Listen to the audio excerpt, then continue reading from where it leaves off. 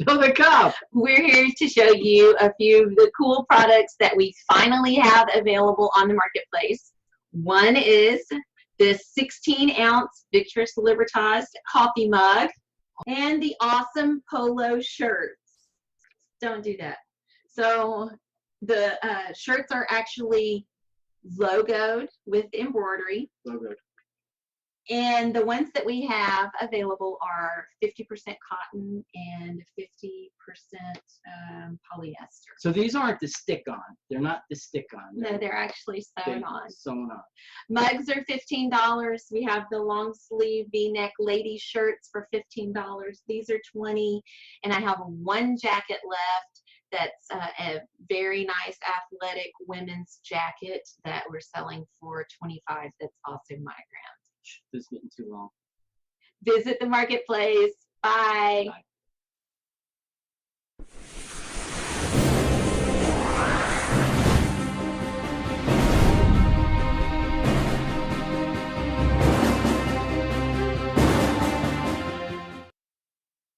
Hey guys, I'm so excited tonight. Our guest is a state superior court judge. She's an author, an advocate of our original republic, and an educator to so many through her website, AnnaVonRitz.com. We're delighted to have to our show tonight, Judge Anna Von Ritz. Hey, Judge Anna, how are you? Thank you. Good to see you.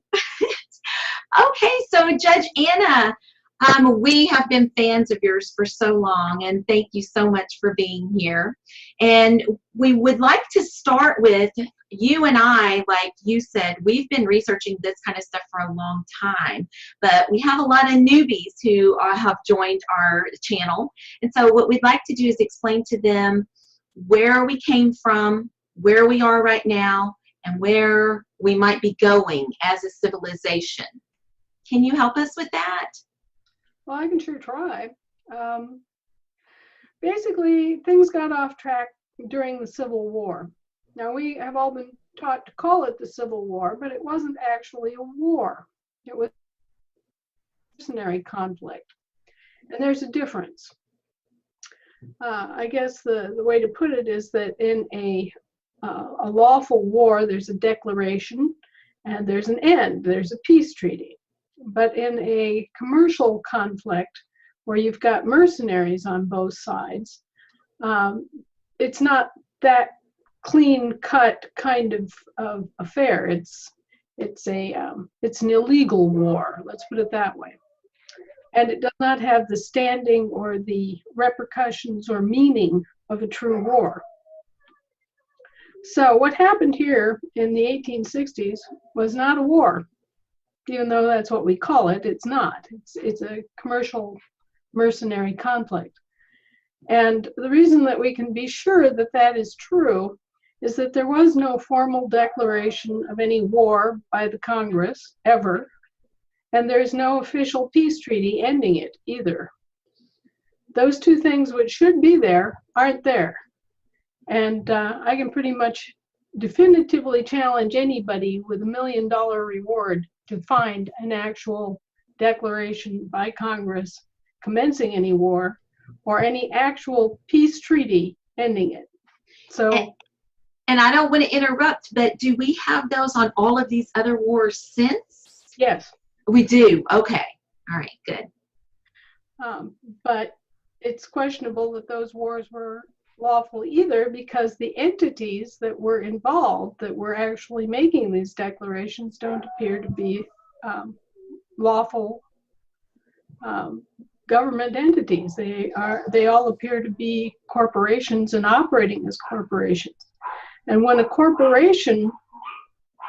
government steps down and assumes the character of a commercial corporation, it loses all claim to sovereignty and becomes just another commercial corporation. So it would be like IBM declaring war on GM. Wow. Okay. That sort of thing. Right. Yeah. And, you know, that's sort of a war, by definition. That's kind of a euphemistic thing, like the war on drugs. And right. You know, wars on all these other things. War on terrorism. Mm-hmm. Yeah. Right. And basically they're just keeping this rolling forward. They're pretending that they're at war, but they're, no corporation can actually declare a real war. So what they're doing is basically doing a bunch of legalistic chicanery and semantic deceits in order to bring forward these false claims. And essentially the same thing happened with us and with our estates. After the war, the southern states were in ruins and the northern states were bankrupt, thanks to Lincoln. And the Grand Army of the Republic, which is what they called the Union Army, was in charge under a set of rules that were set up in 1863 called the Lieber Code. Now, the Lieber Code has since morphed into the Hague Conventions. And that's another whole story I won't go into, but essentially we have a situation where we have the actual states and the actual people and the actual government that we're owed, which we all think of as the United States, right? Mm-hmm. Then we have the municipal United States, which is a government that was allowed to Congress under the original Constitution to rule over the Washington, D.C. municipality. Okay, so they were given the right to have their own oligarchy take control of Washington, D.C., which they then parlayed into an international city-state. So they have their own little bailiwick over there, which is called the municipal United States. And then finally we have the territorial United States, which is still run by the military. Wow. Okay, and we grew up and we're blissfully unaware of all this, right? Right. So we've got three different governments. One, the United States of America unincorporated. One, the United States municipal, and one, the territorial. And all these things are happening all around us all the time, and they're all feeding off of us because they all get their money from us, right? Right. Mm-hmm.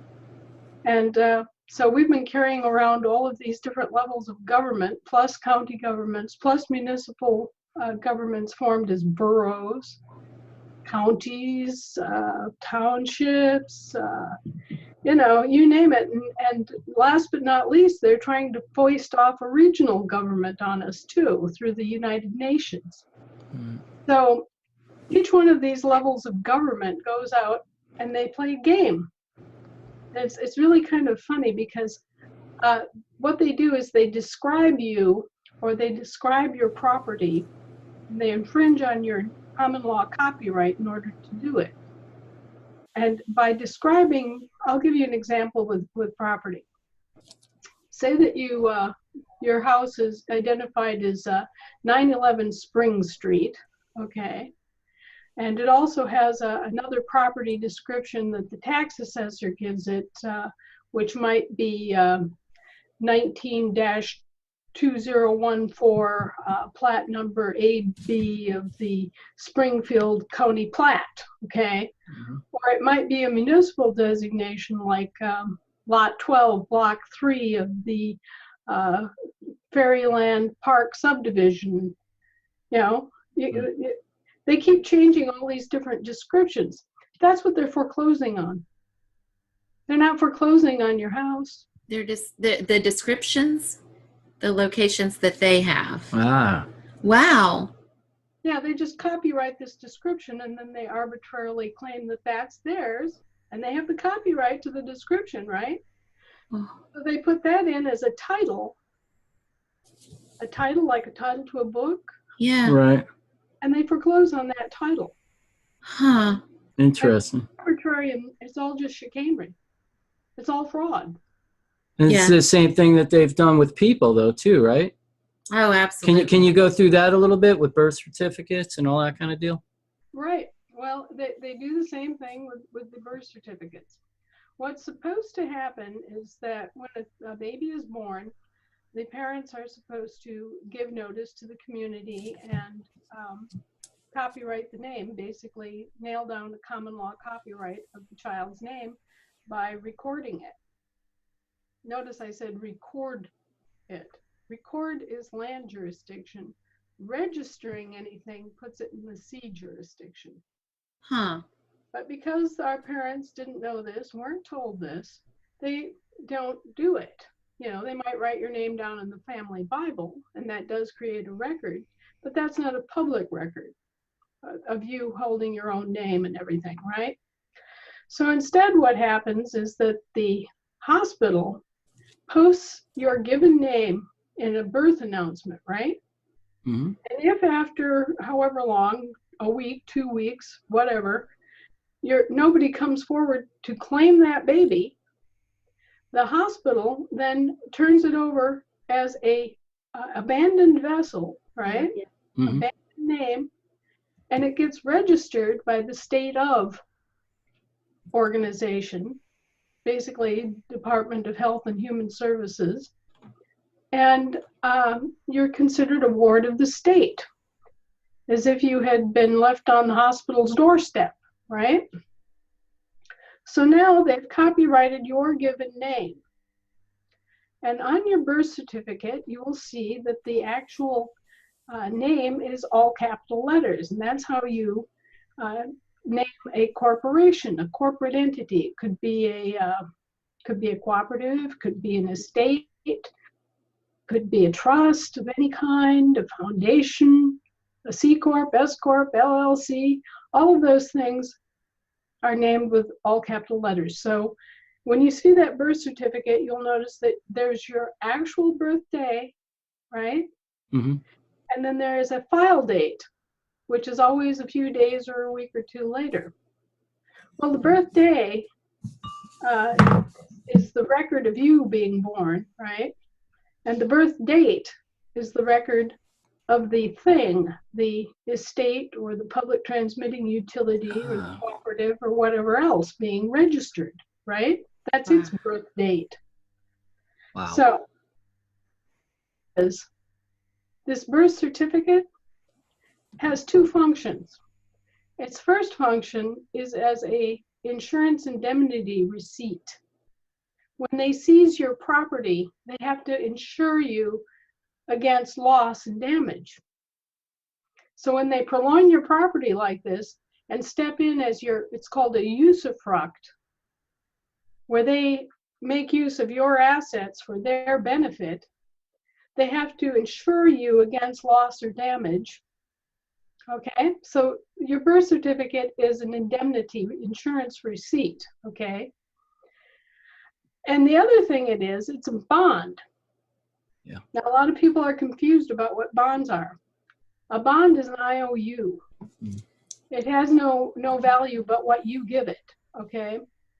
And they figure out using accounting and actuarial tables how much money you might be expected on average to make in a lifetime. And they bond your estate for that amount. And that includes your labor, whatever you might accrue as a homeowner or, stocks, blah, blah, blah, okay?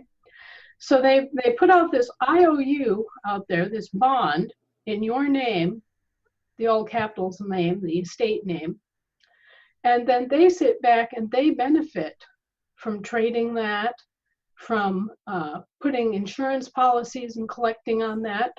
One of the most repulsive things they do is they take your money that you spend on taxes and things of that nature, and they take out a life insurance policy on you so that when you die, they get paid. Wow. Incredible. So, Judge Anna, do you have a birth certificate, or have you remedied this in some way for yourself? Well, because it's an insurance indemnity receipt, it's actually a very good tool for you once you figure out their game. So now you know what a birth certificate is. Okay. Now you go and you get that birth certificate authenticated. And that is a process of going to the state secretary of state with a birth certificate and saying, okay, I want your office to authenticate that this is genuine, actual birth certificate. Okay. So the state secretary of state goes through and they go, oh yeah, everything checks out. Boom, they stamp it. They put a cover sheet on the birth certificate you got from Vital Statistics. And then next you take it to the United States Secretary of State, in this case Rex Tillerson's office, and you do the same thing. You say, hey, I want this authenticated. And they go through the same process and they put their cover sheet on top of it. So what you get back at the end of the day is the 3-page document. It has the US Secretary of State's verification that it's a genuine article. You have the State Secretary of State's verification that it's a genuine article. And you have the birth certificate that you got from the vital statistics people. And so you now have, I call it, you've built the lawnmower, okay? You now have the absolute proof that this is what was done, this is who did it to you, and this is who is liable for having done that to you, all right? That's step one. Okay. So you now have an authenticated birth certificate. And I want to just very briefly, a lot of people have questions. Well, why is it authenticated? Why isn't it certified? Why isn't it apostilled? Okay, well, the plain fact of the matter is that there are different conventions that different groups of countries have for guaranteeing the authenticity of documents that pass back and forth between them in international business. And so all of the Hague Convention countries that signed on to the Hague Conventions do between themselves for that purpose, for guaranteeing that records are correct. But all the countries that never signed on to the Hague Conventions, including the United States of America, use authentication. Okay. So that's why when you're acting as an American state national, you are acting under the auspices of the United States of America, not the United States. And that's why you have to authenticate your birth certificate for use in international trade instead of getting an apostille. And, people get very confused and sometimes they get run around because nowadays for a state secretary of state's office to have to do an authentication. Mm-hmm. Some of them balk at it and say, well, what's that? Mm-hmm. But that's just their ignorance coming out. Mm-hmm. And we have to keep on them and make sure that they continue to do their job. So anyway, that's why it's an authentication instead of an apostille. And when you want an authentication, you tell the State Secretary of State and the U.S. Secretary of State's office that you need it for doing business in Indonesia. Oh. Or one of the other countries that never signed on to the Hague Conventions. And that's really all that's necessary. Okay. So anyway, that's why you get it authenticated. And that's the overall purpose, is just to have a copy of the document that is guaranteed to be genuine. Okay. So that you can go into any court and they can't waffle or say, oh, well, this isn't quite official, and, give you all that other runaround. Okay. Okay, so now you have an authenticated birth certificate. What else do you need? Well, you need to go back and correct that whole business where your parents didn't claim you. Okay. You have to go back and claim your own name and estate. And at this point, they have seized upon your trade name and copyrighted that trade name. And by the way, it's the British Crown Corporation that holds the copyright to your trade name. But anyway, they only hold it in a secondary capacity. Because you were born before their franchise was born, you are the holder in due course. You have first dibs. In commerce, it's always first in line, first in time, has the claim. And so you are the true holder in due course of your Christian trade name, which is your first, middle, last, upper and lower case name that you were always taught to use in grade school, right? Mm-hmm. So you go back in and you claim back your own name. And you do this using a common law copyright, going back all the way to your birthday. Okay. And you reconvey your property to the land and soil of the state where you were born.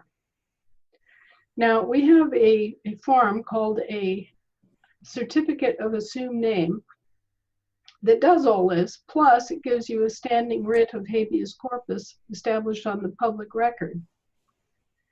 And once that's done and it's recorded, then you have control of not only your trade name, but all of the derivative names that were spun off of it.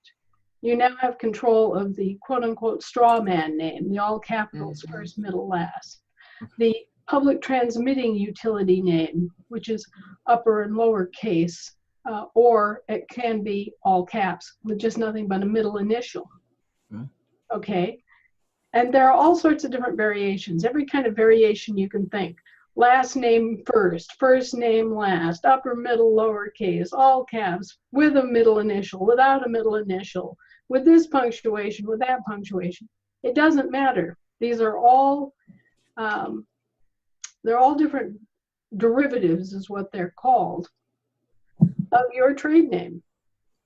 So you claim them all. You claim the whole thing. Okay. Everything, your trade name and every variation possible. Okay. And at the same time, you establish a writ of habeas corpus.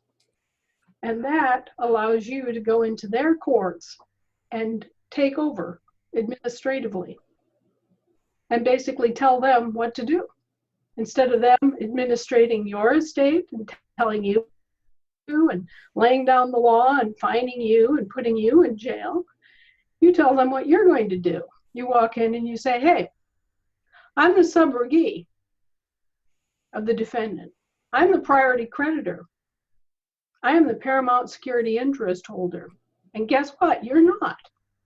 So now that we have it straightened out about who I am and what my role is, I am owed all the bonds that the prosecutors brought forward, and I want all charges eliminated. There's not a thing they can do about it. Boom. Yeah. That's it. And That's this this can be done even in the courts that we're brought into, not just common law courts. This can be done in every Anna, court. what happens if out of ignorance they don't care and they just throw you in jail anyway out of force? Well, we have examples of that happening, and there are some very ignorant judges out there. Most judges realize that what they're doing in these courts is not anything to do with actual law, that it's just an administrative process. But there are some that are corrupt, and there are some that are ignorant. And we do wind up with some cases of them in one way or another presuming and imposing upon people under false presumptions and false pretenses. Okay. However, we now have enforcement. Excellent. Tell us about the enforcement. Yeah, because I had heard a previous interview with you talking about needing to do this one county at a time. Is that correct? Well, yeah, we still need to do that in order to restore our true government to its full function and glory. And we need to get our duffs up off the couch and form it's called a county jural assembly. County Jural Assembly. Okay. Okay. Now you'll remember in the Constitution, it says you have the right to peaceably assemble, right? Yes. Mm-hmm. It doesn't say peaceably associate. So you're talking about a jury assembly, not a jural society, okay? Because the assembly is what forms the court on the land jurisdiction. And we, the living people, are land jurisdiction beings, and we function and control the land jurisdiction of our country. Okay, why are we land assets and land beings? Well, number one, we're born on the land, but number two, from dust thou art dust, and to dust thou returnest. Okay, so we come from the land and we go back to the land, and as a result, we are land beings and land assets, and guess what? We are owed the law of the land. All right, you have to kind of step back a little bit and think about this in terms of land and sea. Land is the national jurisdiction. okay? And what are our nations in this country? Our states are our nations. Every state is a nation, Mm, Interesting. okay?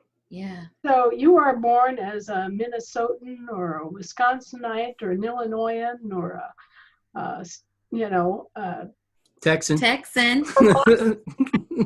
Californian or whatever. That's your nation. That's your nationality. And more generally, of course, we call ourselves Americans. Hmm. But American is kind of a melding pot term that could apply to anybody on either continent of North or South America, right? It could be somebody in, Venezuela. Mm-hmm. So American isn't terribly useful because of that. Hmm. It's much more to the point when you're talking about your nationality to look them right in the eye and say, hey, I'm a Minnesotan. I'm a Texan. Interesting. Yeah. Huh. Okay, that's my nation. And this is my nation state. Okay, the actual land that you're standing on is your nation state. And you have control of your national land jurisdiction. Okay, so that's something that Americans have to remember too. Over the years, it's become very common. Consider yourself kind of all together, right? Mhm. That there are no separations or differences and it's all just one big thing. But that only happens in international jurisdiction. What happened is that the original states saw the benefit of delegating some of the responsibilities, combining and then delegating those responsibilities. So what they did is they formed essentially what we would recognize today as a holding company, an unincorporated holding company called the United States of America. Okay? Right. This holding company held all of the states' international jurisdiction, both on the land and on the sea. Ah. Okay? And out of this slush pile of international powers, right? Right. They delegated 19 of those powers to the United States. Okay? So the United States was a separate government controlled by Britain. All right? They came in here as purveyors of governmental services. And so their entire role was to come here and provide us with good faith service, to provide us with these 19 services, governmental services, which they are called powers, right? But the exercise of those powers results in a commercial service contract. And that essentially is what the Constitution did. It set up that whole deal where it set up the United States government, right? Set up the commercial service contract, delegated those 19 powers so that that entity could provide those 19 services, right? And the United States of America retained all the different powers that were not specifically enumerated Huh. and granted, okay? So the USA stands above the US and always has. The United States of America, which is an unincorporated body politic and an unincorporated holding company, has always had the primary role and responsibility over the US. And that's the way it's designed. And that's why you have Amendment 10, which says all rights that are not specifically delegated are retained by the states and or the people, right? That's why you have the 10th Amendment. Mm-hmm. Okay. And also the United States of America, having delegated those powers, is in a position to take those powers back if the U.S. fails to live up to its contract, if it welches, if it breaches, if it fails to perform. We have the ability and the responsibility to say, you know, Joe Blow, you had a contract with us, you didn't do it, you didn't do what you said you were going to do, you went bankrupt, we don't accept the successor to your bankruptcy. I mean, put yourself in the position of okay, I liken it to a condo association. You're familiar with how condos work, right? Mm-hmm. You have something that looks like a large apartment complex, but every quote unquote apartment in there is actually its own little world, its own little house within this larger framework. Well, it's the same way with the states and the USA, okay? So you go out and you hire somebody to take care of the condominium grounds, the jointly shared grounds, right? You got this company that comes in and they trim the trees and they take out the garbage and they do the snow plowing and all that other stuff, right? They provide these services. Like, does it sound like the 19 enumerated services? Yeah, Right. yeah, sure it does, doesn't it? Huh. So they're out there, they're doing their job, and then boom, that company goes bankrupt. All right. So what happens? Well, I can tell you what did happen. The company services went bankrupt, and then another company showed up, was booted up by the same exact people, okay? Another company was booted up. They changed the name slightly. They changed the color of the truck, you know, and they come right back in there and they continue doing all of these jobs, right? And if you don't object, then a process of assumpsit takes place. Mm-hmm. They just assume the contract and they continue on doing the work, but it's a different company. And that's what's been happening here. So who's failing? Like the Federal Reserve? Is that one of the entities that you're talking about? Sure, absolutely. And who is in charge of the United States of America that can say, hey, we're firing you. We want to go back to our sovereign ways? Well, essentially, that's what's already happened. Oh, yay. Back in like 2008, well, actually, let me take it back further.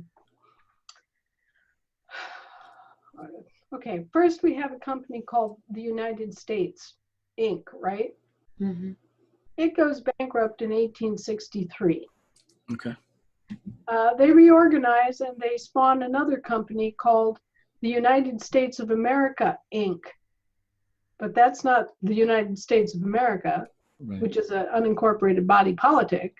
It's a corporation named after us, infringing on our copyright and seeking to deceive people into thinking it's us. Okay? Right. So that would be all capital letters then as well, right? It should have been, but it wasn't. It was upper and lowercase, and it was just identified as an Inc., as an incorporation. Okay. Then that went bankrupt in 1907, and guess what? They flipped right around and they introduced the United States of America, Inc., with a small t on the. They changed the name just a tiny bit. Oh, you got to be kidding me. This is I'm fun. not kidding you. This is the kind of chicanery that we've been dealing with. Okay. Wow. Okay, so the company that was formed right after the Civil War, during and after the Civil War, went bankrupt in 1907. The perpetrator, the next one in line, was the United States of America with a small t on the, and that went from that bankrupted in 1933. So there's a period of time there when the small t version was operating from 1907 to say 1933, and then it went bankrupt. And then we got the United States, with United States all caps, and that too is another incorporation, but this was a municipal corporation. of the Washington, D.C. Municipal Corporation and the District of Columbia. Okay, so you've got all these different providers of these services, and they are charging us for all these services, right? Yeah. And they're just running wild. I mean, Yes. there's nobody minding the store. Right.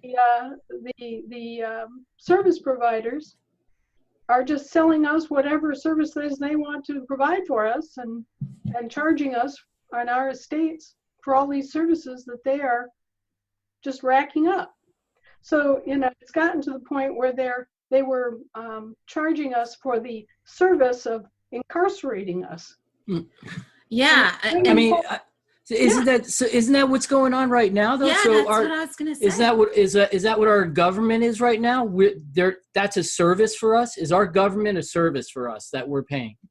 What those rascals, those vermin, were trying to do, This is incredible.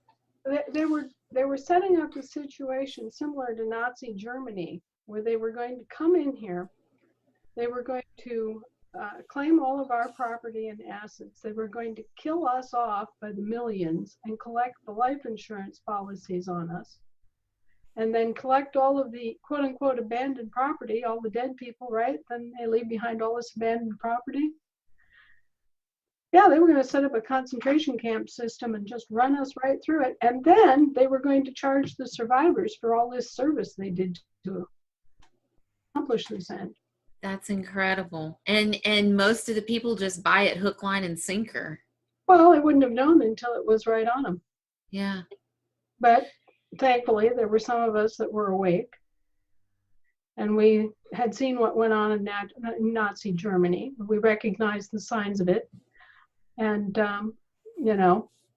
when they got down to buying millions of body bags and building 800 FEMA camps and started running railroads to them and buying billions of rounds of ammunition and distributing it to privately owned subcontractors like DARPA and FBI and FEMA and all these other alphabet soup agencies, which are not government, they're just subcontractors of government. Then we raised our hands and we said, no, enough of this. This is not going to happen. We're going to expose you from here to breakfast and go after you. So this happened around 2008. Is that what you're saying? Well, what happened is all this started actually with the end of the bankruptcy of the United States of America Incorporated, with the small t version that FDR booted up or bankrupted back in 1933. That came out of bankruptcy in 1999. And at that point, we raised our hand and said, hey guys, we're going home. We're back on the land and we're not messing around with you anymore. And the next 20 years were various actions that were taken to object. It was during this time that we went all the way to Rome and banged our dish on the floor like angry dogs and wound up talking to the Pope and doing all sorts of other things. And getting all sorts of paperwork done at The Hague, and various groups around the country got organized to resuscitate their counties and their states. And all this has been going on. I mean, it's been happening here for 20, 30 years, and it just has gotten to the critical mass where enough people are informed so that they're concerned and they're actually taking a much more serious view and taking personal action. And during that time, the abuses of the courts and of the police and the subcontracting agencies have gotten worse. Yes. And the propaganda on the TV and radio has gotten worse. Yeah. And the, shall we say, the cognitive dissonance between all the Yankee Doodle Dandy land of the free stuff and the actual gut-wrenching fear that many people have felt when approached by the IRS or the FBI or some of these other agencies like BATF. it all sounds very hollow all of a sudden, doesn't it? You realize that you're being coerced and you're being victimized and that your rights are not being respected and that these people are on your soil causing trouble for you and you are employing them. Right. Right. Okay? So, since when does my gardener get to boss me around? I would like to know just exactly what is the basis of this premise that you think you can come in here and tell me what to do when I'm paying your salary? Hello, America! Yeah. So, Anna, let's circle back real quick because I don't think a lot of people, well, some people don't understand that. So our court system is, we're talking about admiraltime law. Is that Yeah, correct? maritime. Maritime. I'm sorry. Maritime law.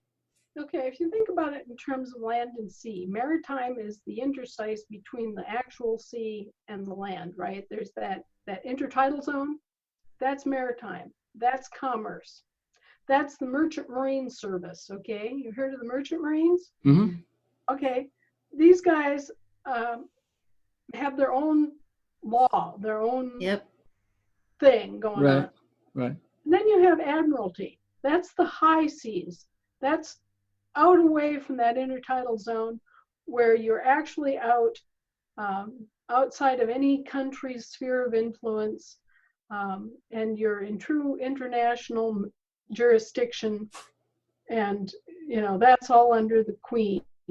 Ah, Oh. right. So do we have that here in the United States? Absolutely. Okay. That's part of our court system now, correct? Our legal system? It's part of their system. Right. And we wind up we get sucked into their court system Right. via their franchises. Have you ever studied magic at all or any of that at all? Because there's a thing in the tradition of magic called a poppet, like a voodoo doll. Yes. Well, the straw man functions like a poppet or a voodoo doll. They use it like a handle to grab hold of your assets and control you and your assets without actually addressing you.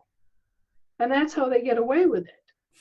Because there's no law against raping, pillaging, murdering, and stealing from a corporation, a fiction, right?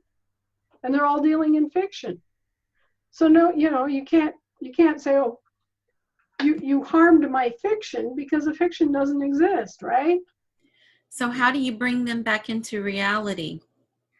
You claim the copyright to your trade name and all of its derivatives and all of its punctuations and all of its variations. And then you sit back and you go, hey, I'm the subrogee. I'm the priority creditor. So basically you're saying claim yourself back. Yes. Claim your name and estate. Your estate is attached to your name. So let me get this right. So right now, according to the government, we're just corporations. We're individual corporations. You died a long time ago. Corpse, and right? All that's left of you is your estate. You haven't been heard from since you left that hospital. Is that how they get away with extorting federal income tax from us as well? Because we're a corporation instead of an individual. Because 100%. The income tax applies only to corporations. In fact, the word income is specifically and only applicable to corporations. So if there's an income tax, it's against a corporation. By definition, it cannot be a tax against a living being. Yeah, and I believe in the 77,000 pages of the IRS code, not one time do they define what income is, because they can't. Well, it has been defined by the Supreme Court as what was it? Capital Profits gain. separated from capital. Okay? Yes. Yes. But, the real shtick here is that income applies to corporate accruals. Corporate accruals. By definition, it applies only to corporate accruals. So once somebody claims back their name, the IRS won't even mess with them, or they may possibly try to intimidate them. What is your take on it? Well, they'll try anything. Yeah. But these are just private bill collectors. They have no Right. government authority. Right. They're field private bill collectors. Let me give you a little rundown on the history of the income tax. It began in the 1100s in France and England, and it was called Peter's Pence. It was an income tax that was created by the Roman Catholic Church to pay for the Crusades. And it was collected by their specific bill collectors who were black-robed men who wore white wigs. They were called Galli, and they were priests of the pagan goddess Sybil. They came to Rome in the 2nd century BC, and they've been bill collectors for the popes and the Roman pontiffs ever since. Huh. Okay, so on the 15th of every April, they would come around and they would collect an income tax called Peter's Pence. And they're still doing the same thing now. Only they're doing it through the Internal Revenue Service, and they are using judges and barristers. And you'll note that the British barristers still wear white wigs, Yeah. just like the galley. Yep. So it's all connected all across the history. And if you start studying the history, you'll see that nothing much has changed.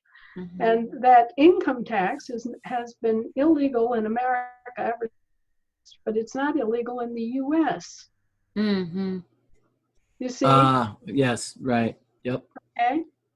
So they can't charge us, the living people, anything, but they can charge our corporate person Yeah. however much they want, as long as you let them have a corporate person.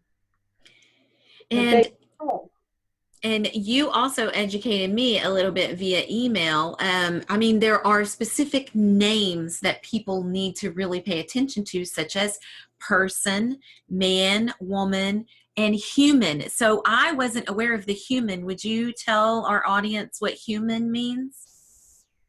It means the hue of man, just like a color has a hue. Mm-hmm. Okay. Color All right. man. All right, so it means the color of man in the sense of color of law. Yes. It appears to be a man, but isn't.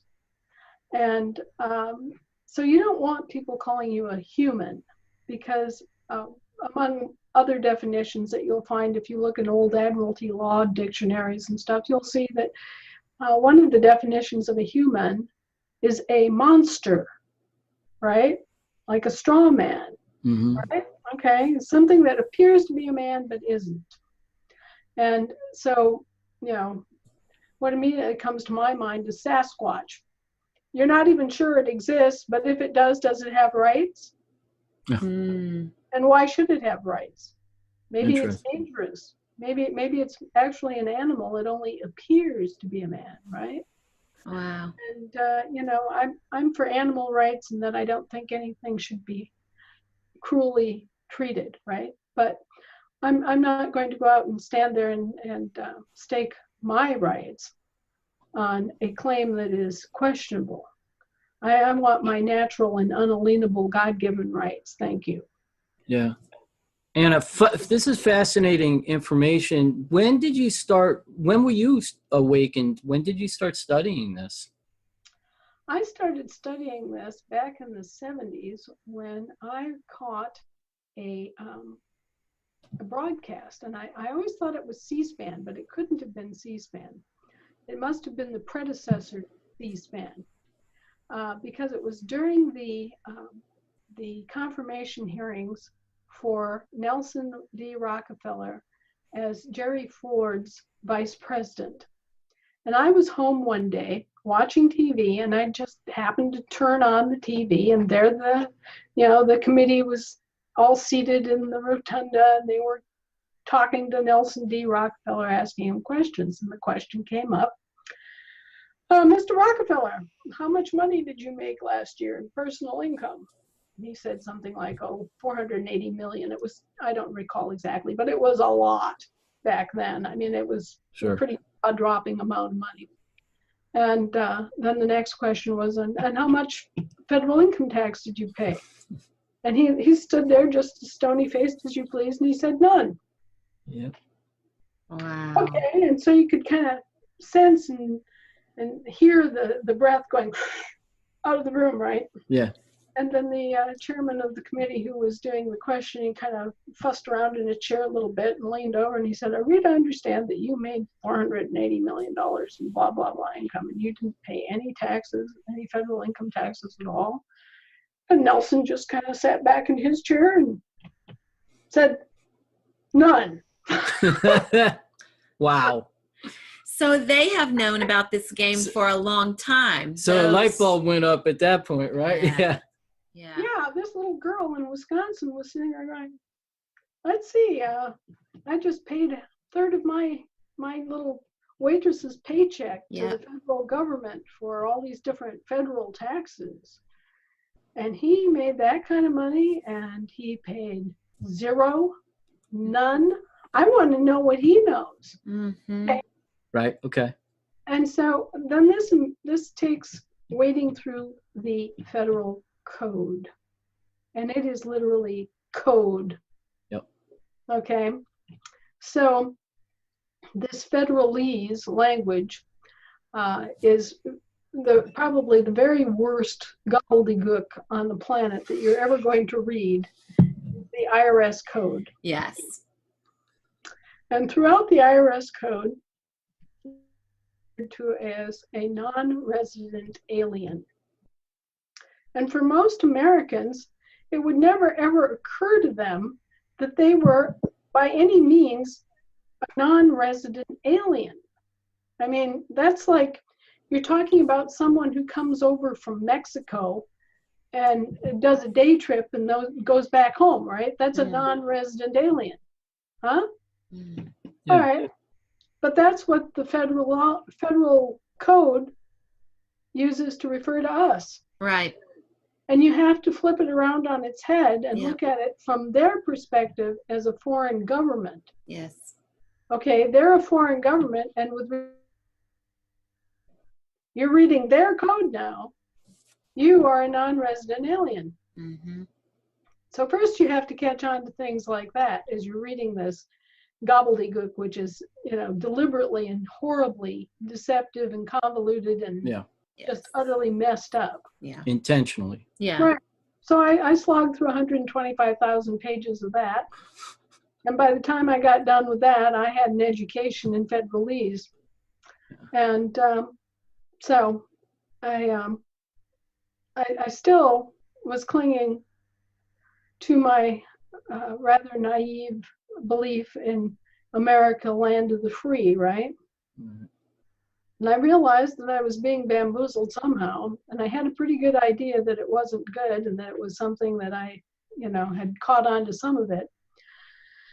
And at that time, let's see, this is probably about 20 years afterward, I was running a commercial art gallery.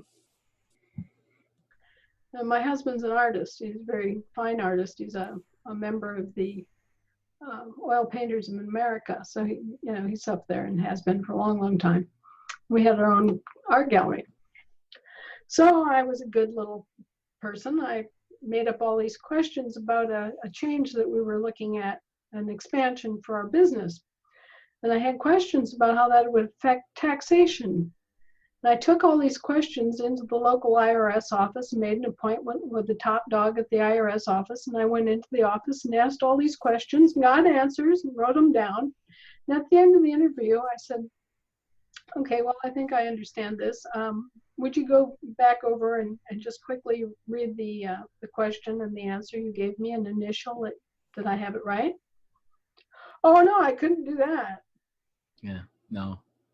Oh no, there can't be any accountability. No. They didn't want that. That would be like going to, say, Department of Natural Resources and walking into their office and saying, when is moose season this year? Right. And they say, well, it's, September 30th to October 10th. Right.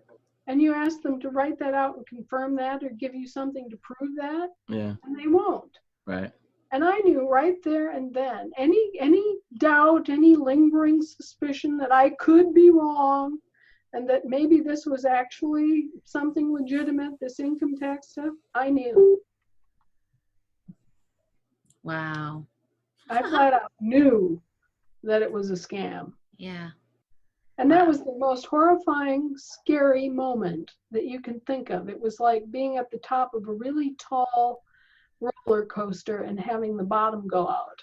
So this is a scam in the tax system, and then you started learning more then, right? At Oh. that point? So much more, right? And it didn't get better, did it? No, it just got worse and worse and worse. And, the path led up and down and all around and into different areas. I found out that as a result of the 1907 bankruptcy, all of our land had been held as surety for that bankruptcy. They came in and they laid claim to all of our land, and they parceled it out either as residential, industrial, or agricultural. And they took a title on all that land, all of it, as a surety for the bankruptcy that started in 1907. When that bankruptcy of 1907 settled in 1953, the rats said, oh, well, we can't possibly know who this land actually belongs to anymore. So they put it into two giant land trusts. Department of Agriculture, and one went to the Interior Department. The private land that had been private land was glommed up by the Department of Agriculture, and the public lands was glommed up by the Department of the Interior, and it was managed by Bureau of Land Management. Okay, so actually they took title to all of our land as surety for their debt. And then they made a false claim of abandonment and rolled it all over into trust. Okay, and they continued to hold the title. Okay. Yeah. So they stole by this chicanery, which is nothing but open fraud. Okay. Right. And then they pulled the same thing with our labor assets, and our private personal property. With the 1933 bankruptcy, that's when they stole our actual silver dollars, our labor, the value of our labor, our names, all of it. They used all that as surety for their debts too, and they've just been nothing but a bunch of rotten, criminal, no good. Who is it? So- Is it the Crown? Is it the Rockefellers? Is it the Rothschilds? Who actually started all of these scams? Well, there are actually two colluding gangs, I'll call them, involved. Yeah. There's a Dutch gang and there's an English gang, and that started all this. And then over time, the Dutch gang included some French elements. So we've got Western European country corporate governments in here fooling around with us and trying to seize upon our assets via this legal chicanery. All right. So these bankruptcies that you're talking about, are these from mismanagement or are these planned bankruptcies? These are planned bankruptcies. They happen in a cyclic fashion about every 70 to 80 years. And they're set up so that they can discharge their debts against us, leave us holding the bag for their debts. Mm-hmm. And so we become indebted for their debts, and they continue to hold us as wards of their state or their next generation service provider. Is it a possibility that this might happen again? And it seems like now, what are we, $20 trillion in debt? And is this money being offshored? Yeah, I know, more than $20 trillion. Okay, what they're talking about there with that $20 trillion thing is their debt. Mm-hmm. Right, It's not our debt, it's their debt. Right. right. And so now the next question is, okay, they're $20 trillion in debt, so who's holding the credit? Right. Right. Because in a debt credit system, every time that you pay a debt with a debt, what happens? You create a credit, right? You never actually get paid in this system until you foist off those debt notes on someone else. Okay, so a credit is created for one party and a debt is created for the receiving party. It's backwards of anything that you normally think of, all right? Because you're trading a debt. It's like a negative number. I'm Mhm. holding a -7, and I give you that -7 as a payment. So now you've got -30, right? You got -$30 in your pocket. And yet we're spending this as if this were real and as if this made any sense, right? Mm-hmm. Well, it doesn't. It's just a bookkeeping fiasco is all. But you know that if there's a $20 trillion debt, somebody's holding the other side of that as a $20 trillion credit. But you never hear about the national credit, do you? Right. Well, the answer is that you're holding the $20 trillion credit, and they're just not doing their bookkeeping and bringing the two sides of it together to zero it out.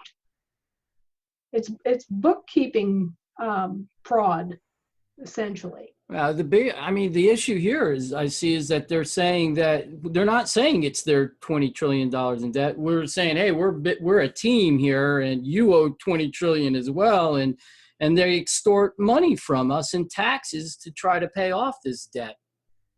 But they've already received that. There is no debt. Think of it. What happens?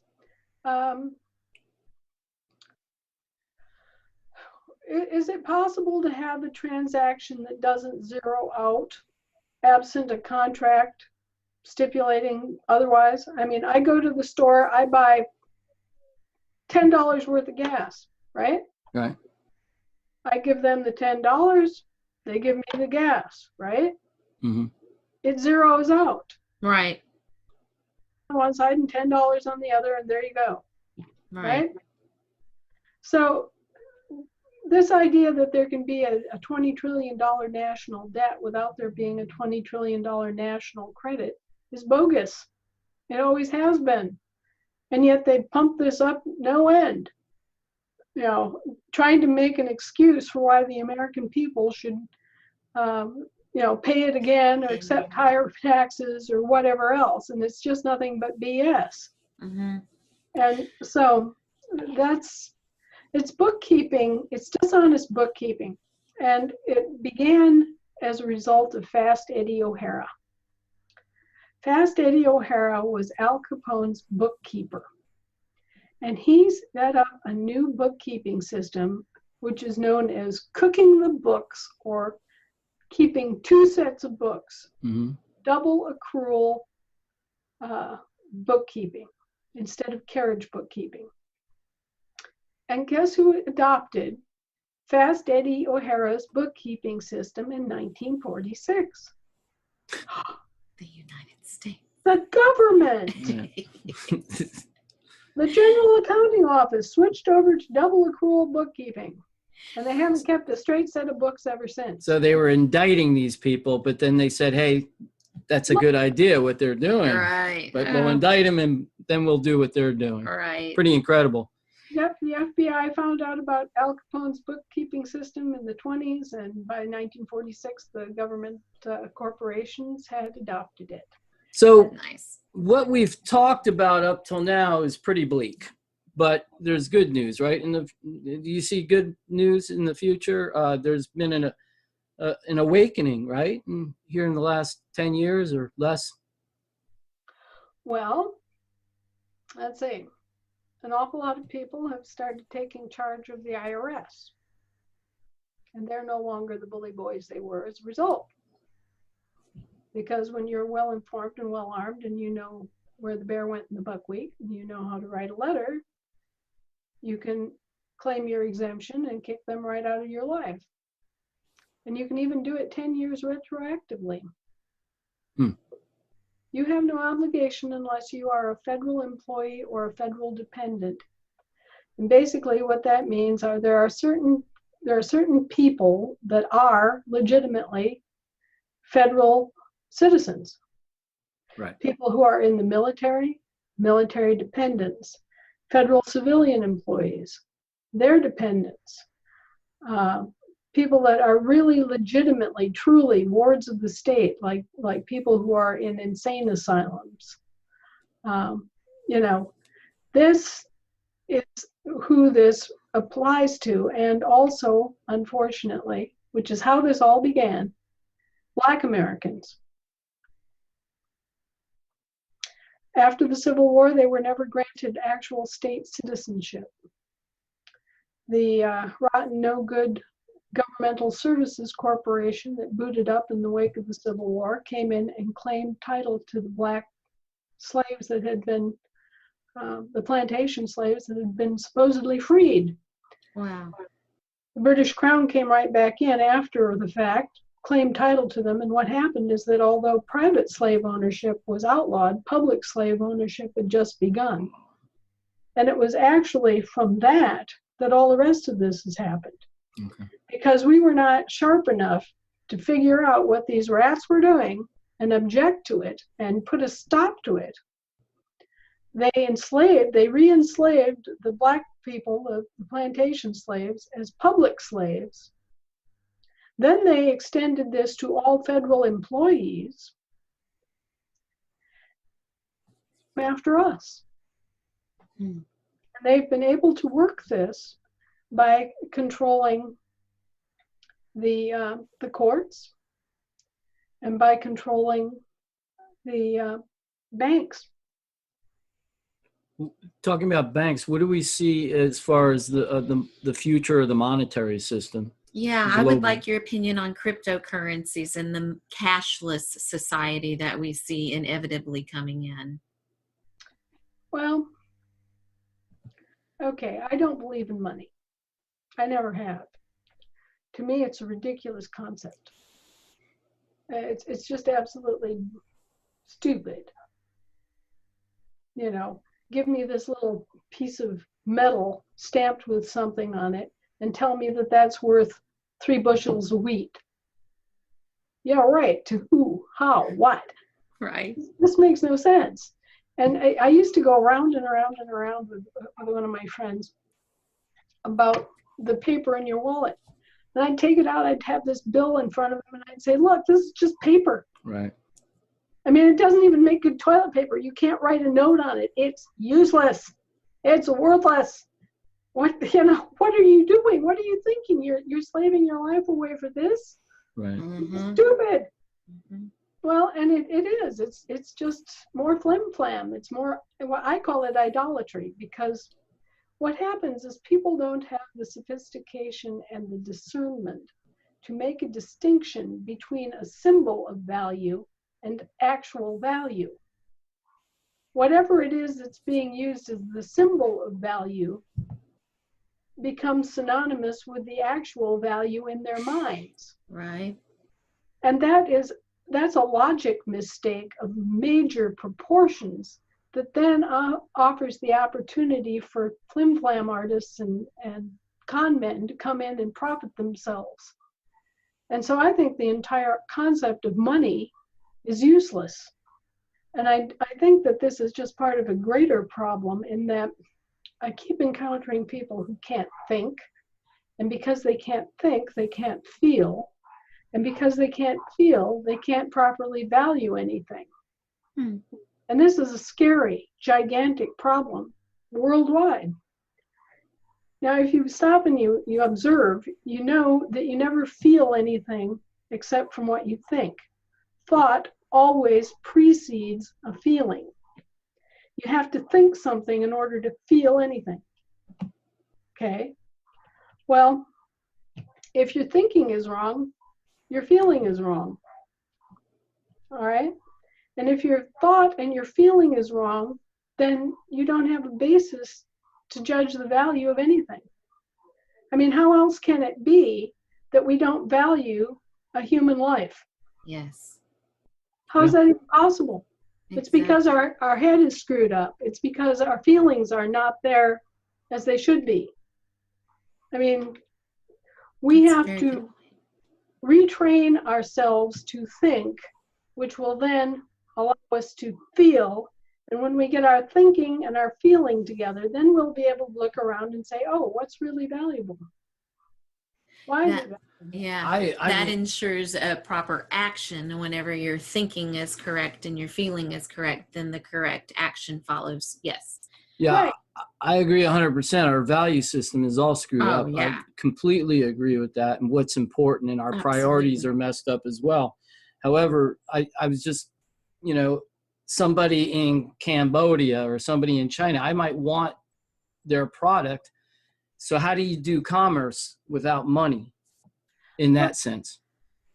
You know, we've only had one quasi-successful monetary system in the history of the world, and that was based on precious metals. Yeah. Right. But the problem with that, as I said, is that people mistake the symbol of value for the value. Right. Mhm.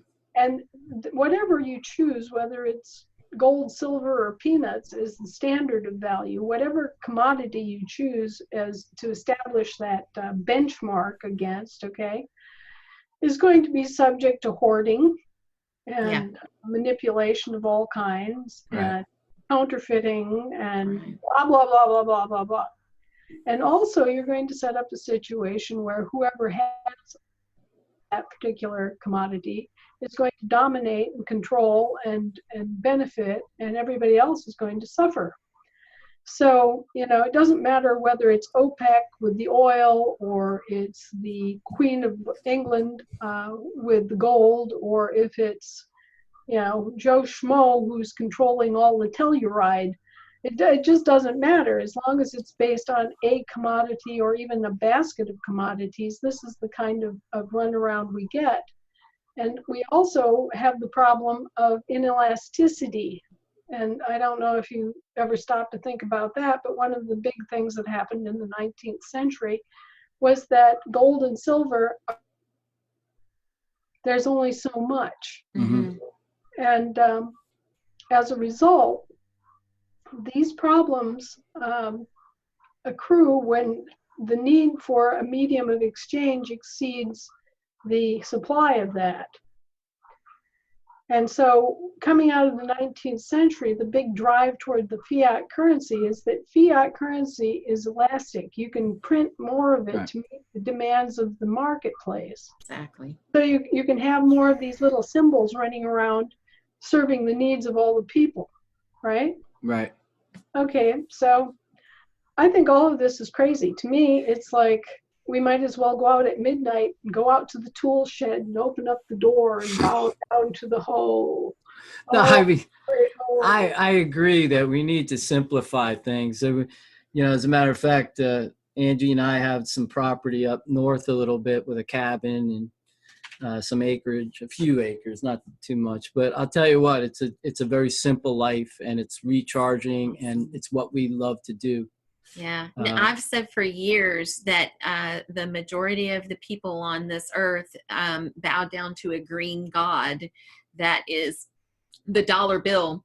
And I'm like, their whole life revolves around it, and they worship that. And I'm like, what is going on? It's idolatry. Yeah. It literally is. And Yeah. that's what Great Abomination is about. It all started in the ancient kingdom of Sumer, where the Queen Semiramis started doing this.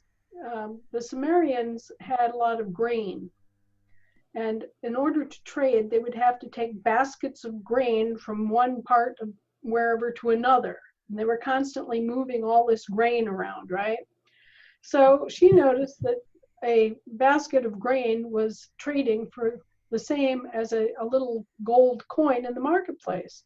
So she had these little gold coins made and stamped them with a basket of wheat, right? And so this came to symbolize a basket of wheat in trade. Huh. A guarantee that there was a basket of wheat in the Sumerian treasury to back up this little gold coin, right? Right.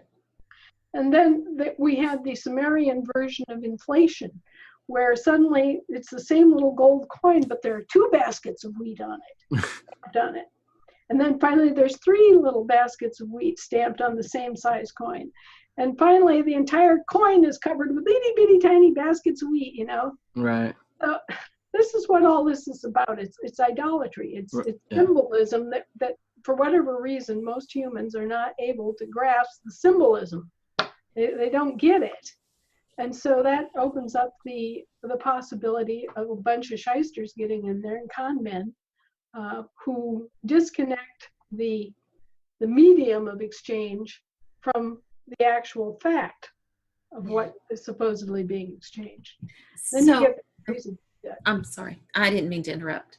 No, well, I'm just saying the only way that you can have a possibly honest system is to include the value of all commodities and all labor and all natural resources, roll it up in one big wad, and let your currency worldwide symbolize that, because otherwise what happens is the same thing that you get with the commodity markets.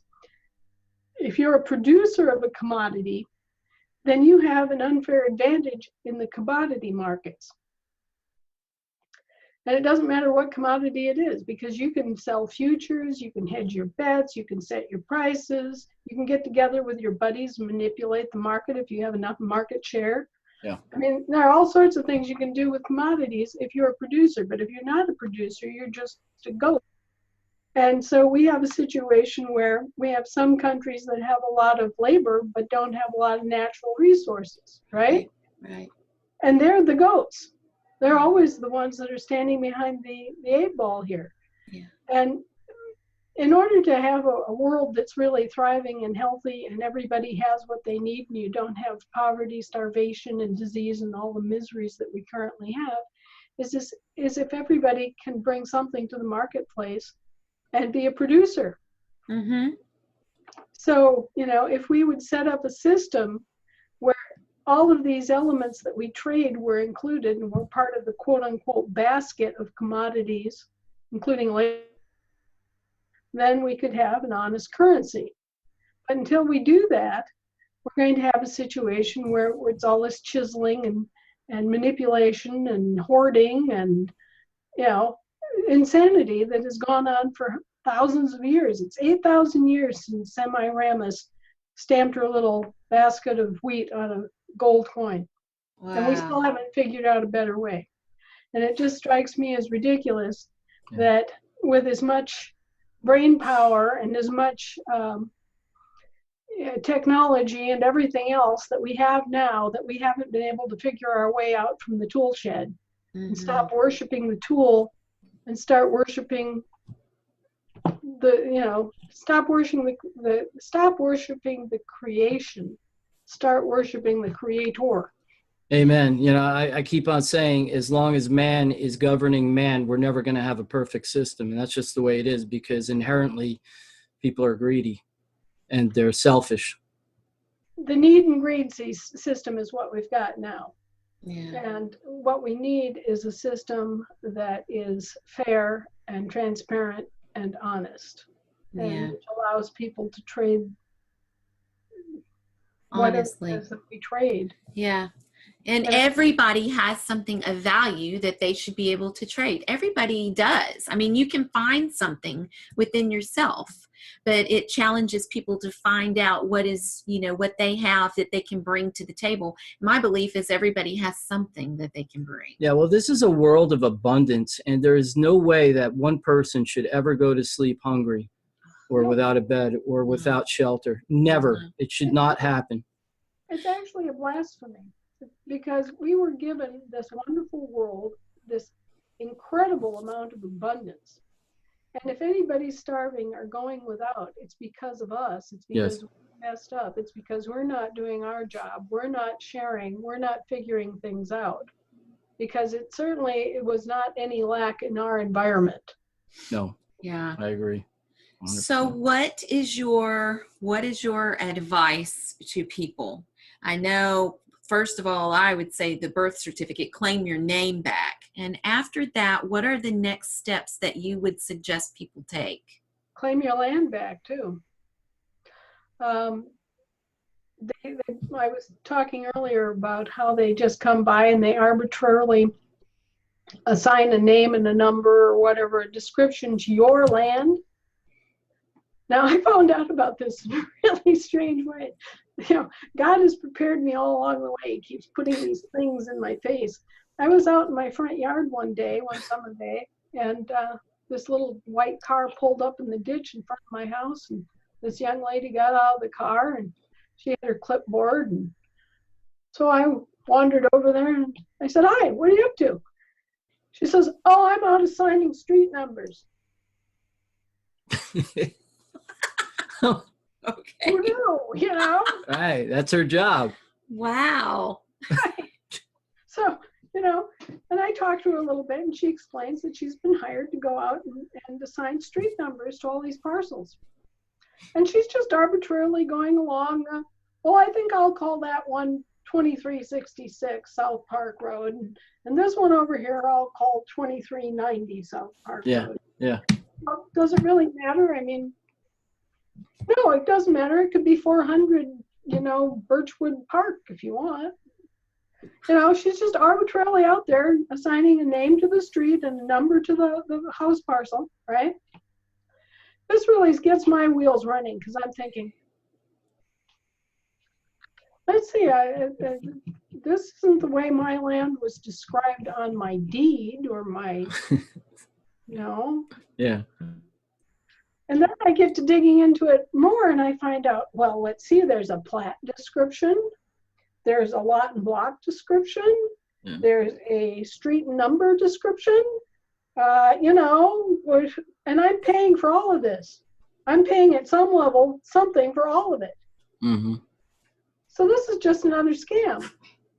This is calling it a birthday cake, an anniversary cake, and a Merry Christmas cake, okay? Yeah. And you're getting to pay for all these different cakes, right? Yeah.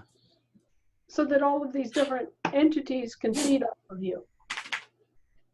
Now, the fact of the matter is that when they took title to our land, they took our land out into international jurisdiction. And in order to get our land back, to actually own our land, we have to get our own political status straightened out and identify ourselves as, you know, actual American state nationals, because U.S. citizens can't own land in the states. Wow. Okay, so first and foremost, you have to get your own estate and your own name back. Right. And then you can go in and you can get your land back. You can reclaim your land. And the way you do that is by doing a meets and bounds survey, a physical survey. You actually attach the description to the physical boundary stones or boundary markers of your land, just like they did back in the day, right? Yeah. And so you do the meets and bounds and you correct the deed. You do a deed correction, you give the meets and bounds description, which is a physical land description, and you rename it, and you copyright the name. So, for example, I paid off anything I owed on my piece of land, Okay. and I did a deed correction. I just did it by the meets and bounds description, you know, using boundary markers, in my case, colored boundary markers. Yeah. Mm-hmm. And then I just arbitrarily renamed it 4711 Birchwood Road and did my little C with a circle around it, my copyright mark, and recorded that. Huh. And that was that. You know, Okay. I gave a copy to the tax assessor's office. I went over to the tax assessor's office. I gave them a copy of my corrected deed. I had them date stamp in a copy for me so that I could prove I had actually registered it with them in terms of telling them what I'd done, right? Yeah. And then I recorded that And where did you record that?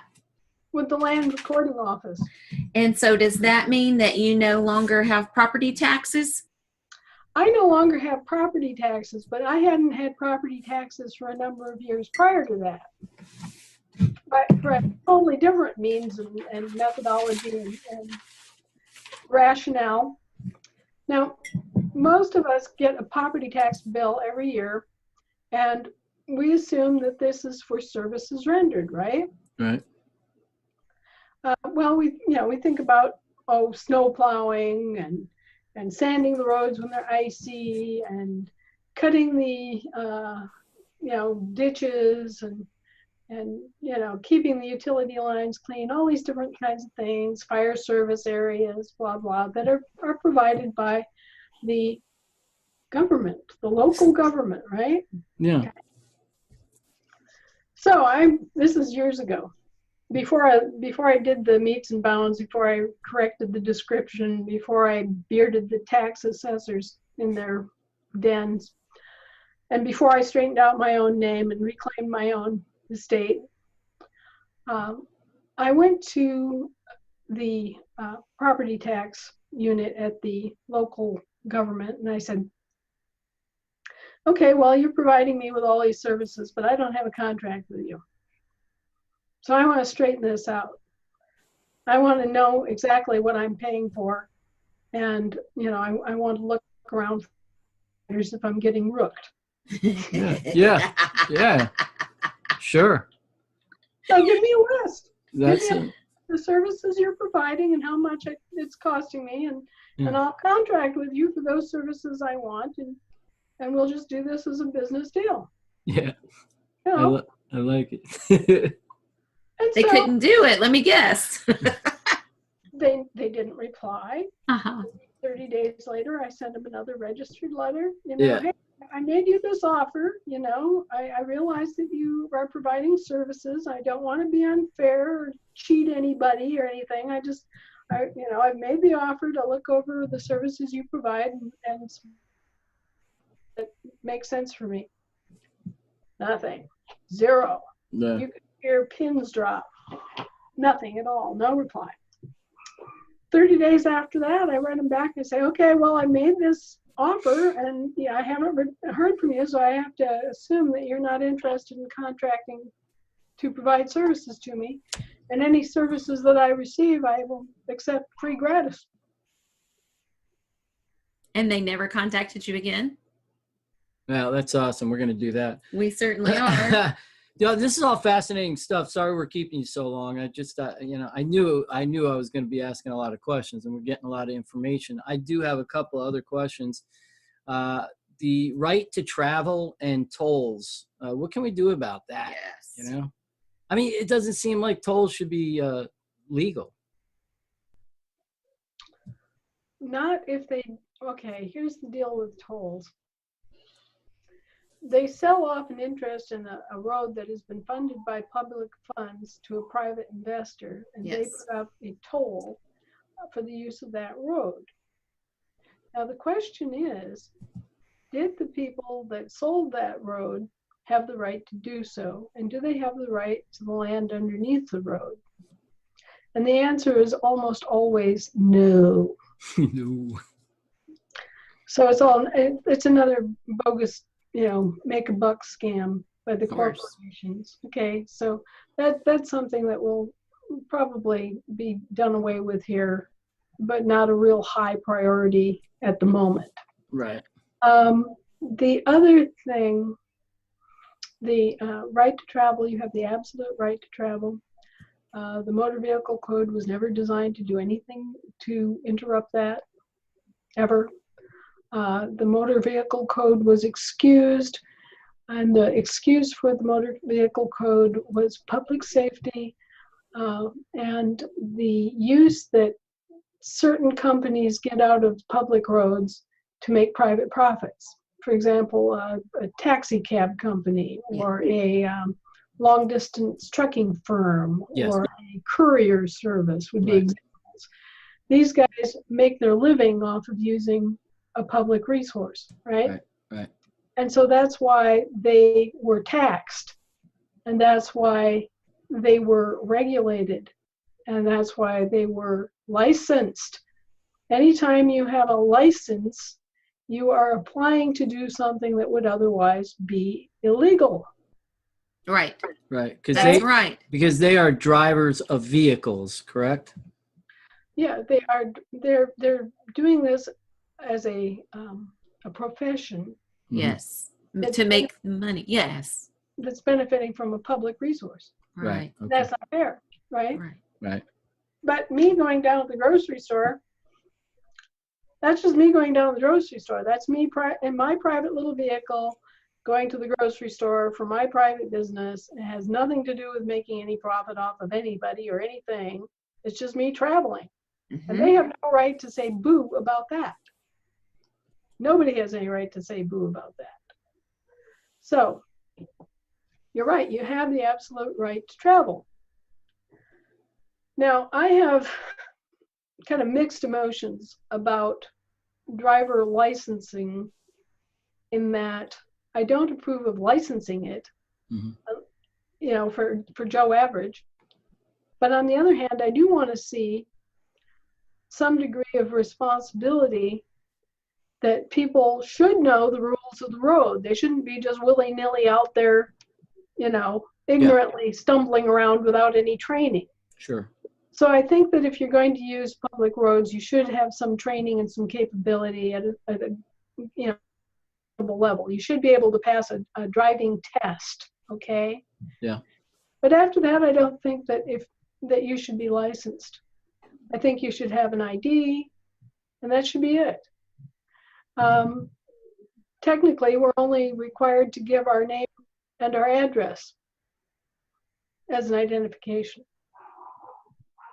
So now people come to me all the time because they're being harassed. They're being pulled over, and they're afraid of being pulled over, and they're afraid of the police, and blah, blah, blah. Well, it's actually their own darn fault, because you can, well, in my case, I just put a little label on my driver's license, and that flags them right there. Okay, I'm not a federal citizen. I'm not using the roads for any, profit gain. Okay, I'm retired from all that. Yeah. Okay, so I have a little label front and back on my driver license which says retired. That's it. Bye, folks. And anybody at any age can retire from any obligation of citizenship. Citizenship cannot be imposed upon a person against their will. It is a major league war crime to do so, involving piano wire around your neck and firing squads. So, they cannot impose citizenship on you. They cannot steal your nationality.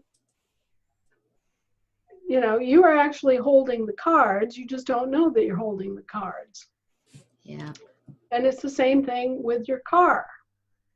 You are exempt. Your private vehicle, your private car, your auto is exempt if you say it is. If you get Z plates, the regulation of the vehicle code that exempts your own car, your truck that you're not using for commercial purposes is regulation Z. So you go to the DMV and you say, I want Z plates. And they have a little sticker. It's a black and white sticker. It says Z. And it has a number. Right. And you put it on just like you put on other tags, the renewable tags, right? This is a one-time only. Put it on, boom. That identifies it as a private car that you're claiming your exemption. And then they won't bother you. And any state offers this? How much do the Z plates cost? They cost a little bit more than the renewable, I paid $200 for mine. Okay. And normally I would be paying $160, say. A year. And anybody can apply for a Z plate, a Any sticker? American, any American. Oh, so we have to go through what you went through to become our. No, they will give you Z plates. They'll give you Z plates anyway, because it doesn't matter. And then do you have to get your car inspected and get the tags renewed and all that? Well, And if now, anybody gives us a hard time, we're going to tell them that Anna told us we could. call Judge Anna. Call Judge Anna because she said we could. Just look up the motor vehicle code. I'm doing it. I'm doing Of it. course we're doing. By the way, this is so much information. Like I'm each, taking notes. yeah, each one of the, we're gonna have you back on multiple times if you would, please. She's Get, got limited time though. I know each one of these subjects is like at least 2 hours long. So we have just touched the surface on a lot of these things, which brings me to this. You have a website with a lot of this information, right? That we can learn from. I am constantly adding to my website, and as more and more information comes to light, we keep adding and amending, and it's this kind of boiling pot of new insights, new information that comes up. Right now, I'm doing something that people have been after me to do for a long time, and that is I'm doing a step-by-step for them, going over some of the things that we went over this afternoon. A detailed explanation what the birth certificate is and how it functions and how to deal with that. Then I'll be posting the most updated certificate of assumed name. If we had more money, we could do more. As it stands, we've ferreted out the state session laws, not the statutes, the session laws that govern the common law copyright of assumed names. And we found them in Alaska and Washington State and a few other states. But because these are federated states, what is true in one state has to be true in the other. Okay, so you can go ahead and do the claiming anyhow. So we're going to post the certificate of assumed name, the latest and greatest. And people can use that as a template, just take out my name and, redo it in the same style and use your own name and your own address and whatnot. Either record those or send a record copy to yourself. There are two ways of recording land jurisdiction documents. One is to record via the land recording office, okay? And the other is the post office. Now you may have noticed that land is international and soil is national. And what you wind up with is red ink instead of blue ink. Yeah. You ever notice that a postal stamp, a cancellation stamp, is always red? Oh. That's a land jurisdiction. Hmm. The stamps that you see coming in off of the courts, those are always blue. C jurisdiction. Okay? So anyway, when you get your certificate of assumed name done, you can take it to the local land recording office. Some of them object and won't record it unless it has the section law from that specific state. And you can either pay a paralegal to go dig up that session law guaranteeing your copyright rights for assumed names, or you can send yourself a record copy.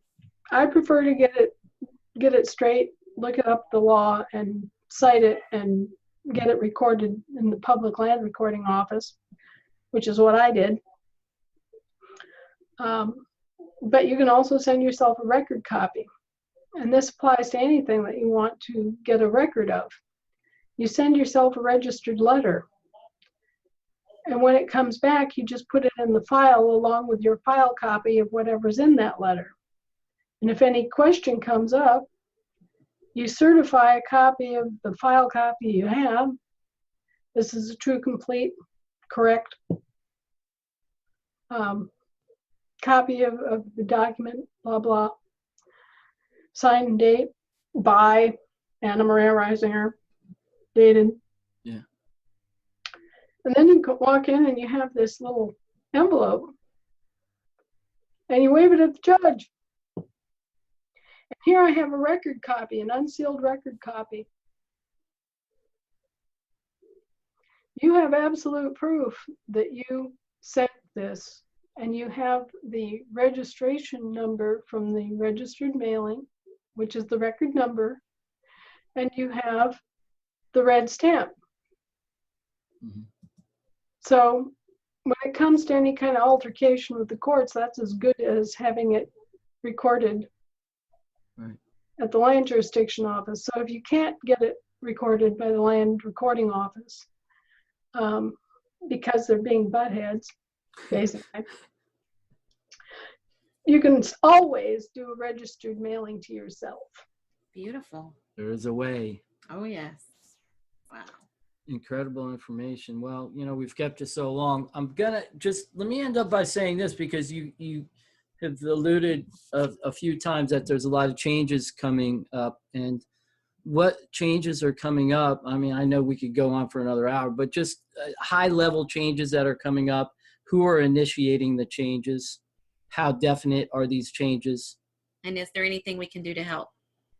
Oh yeah. Well, the biggest change is that my husband kicked them in the pants and let them know that the supposed presumed interregnum of our government has ended and never really was. See, they've just been saying and telling the rest of the world that our government is an interregnum. It's taking a break. It's on pause for 150 years. So, as it turns out, his ancestors are the ones that donated, I won't say donated, who they took under the fledgling republic, and they basically acted as heads of state, and all of the Great Seal and all of that is under their coat of arms, under their kingship. Mm-hmm. And so he just had enough of it and sent out a notice that the interregnum is ended, if it ever existed, and issued a proclamation to go with it that detailed a lot of this. And so that's a big change. That's a huge change. That's noticing the world that, hey, the United States kicking, the body politic is still here, and no, we haven't abandoned our land or our property or anything else. And all of you grubby bankers and all you charlatan lawyers can just get back into your little box and stay there, because we're not putting up with it anymore. So the notice has been put out there. Has there been recognition? Of course. So that's a big change. Another big change. We have explicitly stated our currency is the American silver dollar, otherwise known as the United States silver dollar. Hello. I mean, that should not be big news, but it is. Because, for a long time, everybody was assuming it was the Federal Reserve note. We located the record where the U.S. Navy municipal corporation infringed on our copyright and created a corporation called the United States of America in all caps. Mm-hmm. And if you notice, that is what they have on their Federal Reserve notes. Right. And that is their excuse for trying to charge us for all of their debts. So we seized upon that trademark and we put it in trust and we liened it. Nice. That's a big change. So that was recorded and that's all legal and that's been put into place. Okay. Stamped, recorded, boom. And let's see. So when is this going to affect the common person? Individuals. My neighbor. When's Yeah. my neighbor going to? Believe me, as soon as you all get your paperwork in order and learn how to use it, Okay. you're going to be driving these judges absolutely crazy. They're going to run off the bench. All these bill collectors, the IRS, they're going to get back in their little box. they're going to be bang on their box. So I'm seeing the IRS go back Yeah, into I their am box. too, I'm seeing actually. them go back. Yeah. so this is individual empowerment you're talking about. You're talking about one person at a time taking back their ownership back their rights. Yes. Okay, I got you. Because I like it. everybody should be responsible for their own actions. We are self-governing. That's right. Bingo, you got it. Oh, I got it. Did you see that light bulb that went over my head all of a sudden? It's so Right. bright in here. Yeah. Right. So you got to get busy and self-govern. Oh, yeah. I got you. Well, we're getting busy tomorrow with self-governing. I like it. Oh, Judge Anna, thank you so much for all the information you gave us. And thank you for all your time. We know that you have limited time, so we really appreciate you coming in. And we'll definitely want you back on at some point. You're a breath of fresh air, and you're so much knowledge, and our audience is just going to love you, and we all thank you so much. Take care. I hope I helped. You did. Didn't confuse people too much. It seemed like you were very clear with everything. I understood everything clearly. So, and I took a lot of notes, and I'll put those in the description, and we'll also direct them to your website, which will be a big help. Yeah, well, see if you can drum up some extra donations for us, because right now we're really hard tacked, and I know it's Christmas and everybody's looking at taxis and everything else, but I've got $7 in my account to take care of 20 people. Now, tell Yeah. people how to donate. I have a PayPal account Okay. at avanavon@gmail.com. That's AVANNAVON @gmail.com. Okay. And I have a mail address, a snail mail address, and checks should be made out to Anna Maria Reisinger, which is RIEZINGER, at care of Post Office Box 520994 in Big Lake, Alaska 99652. And I think it's important that people know that all of this has been done out of pocket by just average Americans like Yeah. that. Yeah. And it's a huge expense over the years, not Yeah. to mention all of the hours that have gone into this that have never been paid. Absolutely. And I've got a group, the Living Law Firm, they're people that have been or judges who have torn up their bar cards and said enough of this, and have taken up the fight. And it's also researchers, historical researchers who've been, financial auditors, CPAs, wonderful people that have come forward and helped unravel all this and make this possible. But they've all been unpaid. Is this part of the 20 people that you're talking about? Well, yeah, I've got 20 people who need help. I've got probably 150 that, are like me, and they're able to do it without taking out of the kitty. Okay. But, we've got some really bright young men who have families who, are donating massive amounts of time to this. Yeah. And we need their help, but we can't pay them a salary. Mhm. So what we do is we try to pay bills that come up, you know.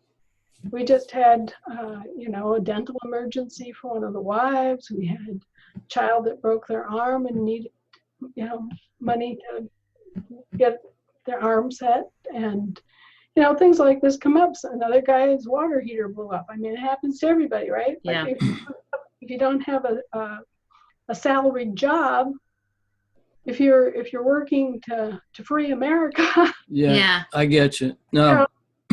So this is what we do. We try to help them with things like light bills, and if they need a little extra for their food budget and things like that. We don't give them we can't afford to hire them, right? But we use the donations for those kinds of expenses that we can help them with. Well, we have a great subscribership, so we'll do whatever we can to get the message out and to help you guys. Yes. And once again, I wanted to thank you for your time. I really appreciate it, and thank you for all the information. Yes. God bless you, and have a great holiday season.